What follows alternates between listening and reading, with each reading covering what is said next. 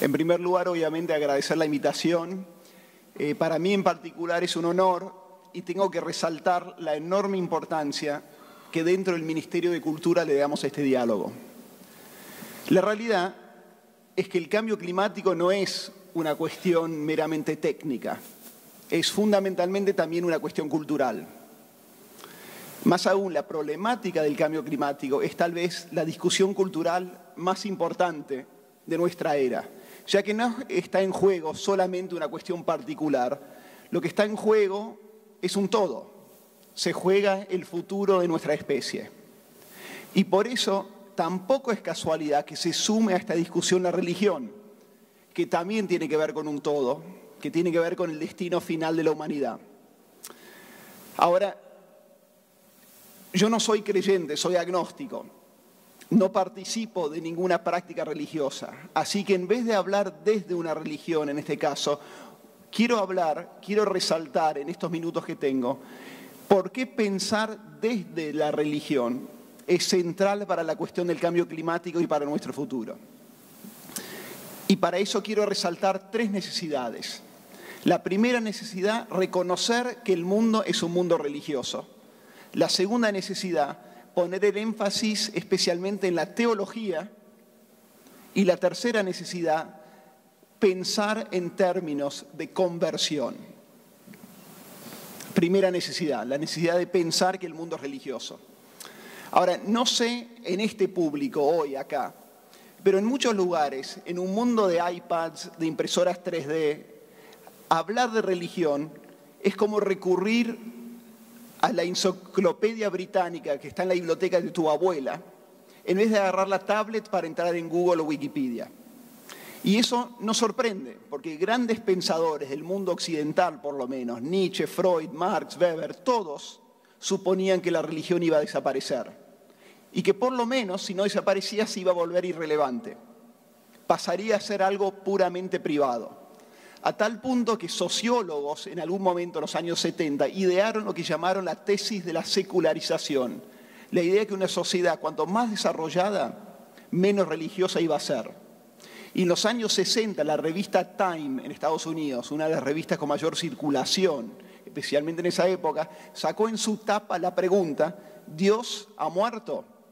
Y la respuesta era que si Dios no murió, por lo menos agonizaba y seguramente poco tiempo le iba a quedar. Ahora resulta que todos esos pensadores estaban equivocados. La religión está más viva que nunca. Está viva en los musulmanes que van de peregrinaje a Meca o los hindúes que se purifican en algún río sagrado. Está viva en los fieles que van a ver al Papa. Y está viva fundamentalmente en el 84% de la población del mundo que dice tener alguna afiliación religiosa. O sea, más de 8 de cada 10 personas del mundo participan de alguna religión organizada de forma institucional. Y esa religión, en muchos casos, no es privada, sino necesariamente se vuelve pública. Pública en terroristas que se inmolan, en las palabras de presidentes, en luchadores por la paz y en la vida cotidiana de millones y millones de personas. Y por eso, necesariamente, la religión tiene que ser una parte central de la discusión del cambio climático y la discusión de la convivencia entre las personas en un mundo globalizado. Segunda necesidad, de poner énfasis en la teología. Una vez que uno reconoce que el mundo es religioso, hay que dar un paso siguiente. Es mi sugerencia, por lo menos. Y es reconocer la influencia en las conductas de las teologías. A ver, una teología es básicamente la interpretación de una religión. O sea que dentro de cualquier religión, cristianismo, judaísmo, islam, religión que vos quieras nombrar, hay múltiples interpretaciones de la relación del ser humano con lo divino, con el mundo y con otras personas y con uno mismo. Y la teología viene antes que el bien y el mal, porque son esas interpretaciones que dictaminan, que determinan para el creyente ¿Cuál es el camino virtuoso a seguir? La persona, para tomar un ejemplo extremo, que mata en nombre de Dios, lo hace creyendo que está bien. O sea que tiene una interpretación de esa religión, de que hace que esa conducta sea conducta virtuosa. Entonces, resalto, la teología es en una cosmovisión que determina lo que es conducta correcta. Y ahí ya empieza a jugar también la cuestión del cambio climático. Porque el problema entonces no es tanto el fanatismo, ¿no? Las convicciones llevadas a un extremo. El problema es el contenido de esas convicciones. Digamos, Gandhi, hablando crudamente, Gandhi era un fanático. Era una persona que llevaba sus convicciones religiosas a un extremo. Ahora, el contenido de esas convicciones, ahimsa, la no violencia, etcétera, etcétera, era un contenido positivo en su impacto en el mundo. Después tenés otros contenidos, otras teologías que son obviamente negativas. Y en el caso del cambio climático, algo muy relevante es cómo entendemos la relación de la humanidad con el resto de la creación, para usar un concepto religioso.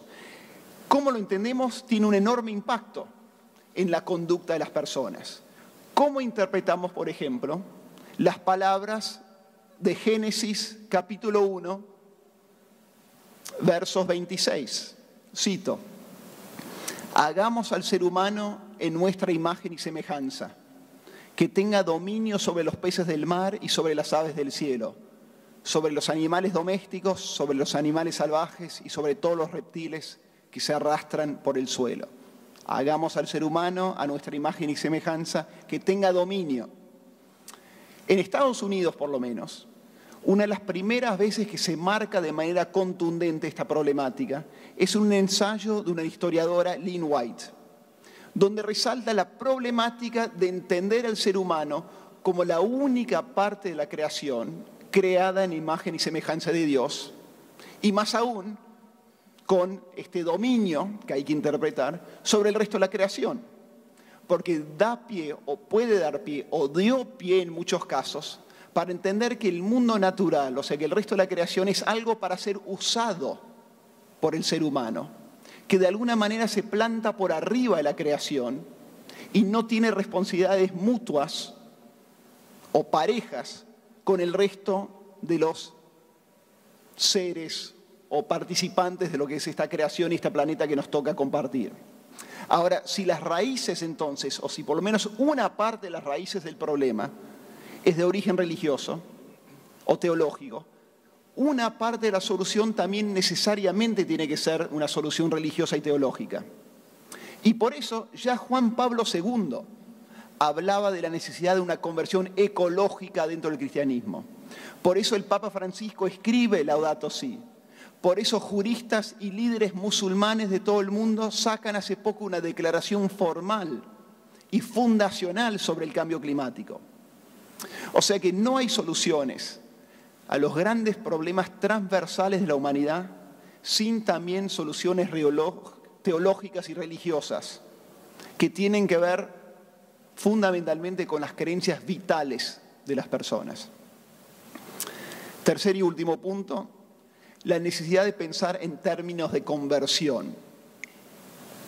Y acá quiero dar un ejemplo. Un ejemplo que es, creo, bastante famoso, que tiene que ver con un memo interno del Banco Mundial que fue escrito en su momento por quien era en ese momento el economista principal, Larry Summers, un economista muy famoso norteamericano que después fue presidente de la Universidad de Harvard también. En ese memo Summers desarrolla la lógica económica detrás de llevar industrias contaminantes a los países más pobres del planeta. Cito textual algunas oraciones del memo y después paso a hacer una especie de traducción no técnica. Cito textual. Los alcances del costo de la contaminación nociva para la salud dependen de los ingresos no percibidos por el aumento de enfermedades y de la mortalidad. Desde este punto de vista, una cantidad dada de contaminación nociva para la salud debería darse en el país con salarios más bajos. Creo que la lógica económica detrás de descargar desechos tóxicos en el país con salarios más bajos es impecable y deberíamos hacer frente a esta realidad. Fin de la cita directa del texto. ¿Cuál es la lógica económica? Paso a explicar. Industrias contaminantes, reconoce el memo, llevan a enfermedad, llevan a muerte. Entonces la pregunta es, en el fondo, ¿quién querés que se muera? ¿Quién querés que se enferme? ¿Querés que se enferme y se muera gente más adinerada y con expectativa de vida más larga? ¿O personas más pobres con expectativas de vida más bajas? ¿Y cuál es el cálculo económico de esas muertes o esas vidas? Un norteamericano, por ejemplo, un europeo, contribuye alrededor de $20.000 por año de producto bruto, mientras alguien de un país con salarios bajos contribuye apenas $360 de producto bruto por año. Si los dos tienen 40 años y se puede esperar que trabajen unos 25 años más, la persona más rica termina contribuyendo a la economía global en cuanto a producción y consumo $500.000. Mientras la persona más pobre, $4.500. O sea que en términos económicos, sugiere Summers, en cuanto al impacto económico de una muerte, la vida de las personas más pudientes vale más que la vida de las personas menos pudientes. Y por ende, cierro con otra cita, es económicamente lógico que las tasas más altas de enfermedades y muertes estén en los lugares que los ingresos no percibidos tengan los niveles más bajos. Hay acá un cálculo muy crudo del valor de las personas en relación a la contaminación y lo que ellos aportan a la economía global. No hace falta, creo, entrar en la polémica si Summers lo hacía, como dijo él, cuando esto se reveló, para provocar y provocar debate, o si realmente era una lógica que se buscaba seguir. El punto es que hay formas de pensar que no contribuyen y que requieren realmente una conversión de la lógica de la economía pura a otra lógica. Pregunto, y no sé la respuesta, ¿se puede pensar en las grandes masas emergentes de personas que ingresan a las clases medias, de China, de India, de Bangladesh, etcétera, consumiendo los recursos del planeta al mismo nivel que lo hacen las clases medias en, por ejemplo, Estados Unidos? ¿Sería sustentable? La verdad que no conozco y no sé la respuesta técnica. Pero si no es sustentable, si no lo sería, no nos queda otra cosa que reconocer que es de alguna manera la pobreza, o sea, la falta de consumo de los más necesitados del planeta, que hace posible el consumo de los menos necesitados. Sería una versión light, digamos, de lo que fue en alguna época la teoría de la dependencia. Toda solución requiere una dimensión inclusiva y planetaria. Cierro con 30 segundos sobre la Argentina. ¿Por qué la Argentina y por qué creo que no es casualidad que estemos discutiendo estas cosas hoy en la Argentina? Por un lado, obviamente, tenemos un presidente que hace de esta temática una bandera de su gestión. Digamos que realmente está comprometido con los procesos de diálogo y los procesos de solución del cambio climático. Históricamente, Argentina también ha sido un protagonista en los grandes hitos internacionales en la defensa del medio ambiente. Participamos activamente en las negociaciones de la Convención Marco de las Naciones Unidas sobre el Cambio Climático. Asumimos la presidencia de las negociaciones del Protocolo de Kioto y ocupamos la vicepresidencia del Panel Intergubernamental del Cambio Climático. Obviamente está también la influencia del Papa, pero además somos el país latinoamericano, según algunos estudios, de mayor número de judíos y musulmanes de América Latina. O sea, tenemos un rol también en el diálogo intercultural e interreligioso que no es menor y que es más cada vez relevante cuando uno ve situaciones que pasan en todo el planeta. Y finalmente, somos también un país culturalmente, como decía Borges, como si fuera a las orillas de la civilización occidental. Digamos, por inmigración, somos un país con una matriz de pensamiento y cultura muy afín a lo que es la cultura occidental, que de algunas maneras ha sido parte del problema y que en otras maneras tiene que necesariamente ser parte de la solución. Y ese lugar en las orillas nos da la posibilidad de tomar tal vez lo mejor que ofrece la cultura occidental, pero al mismo tiempo ocupar una posición de vanguardia en hacer una transición en lo que es hoy esa cultura, lo que es hoy esa parte del mundo, hacia lo que tiene que ser para poder resolver realmente este problema central que nos ocupa a todos. Acá termino, muchas gracias.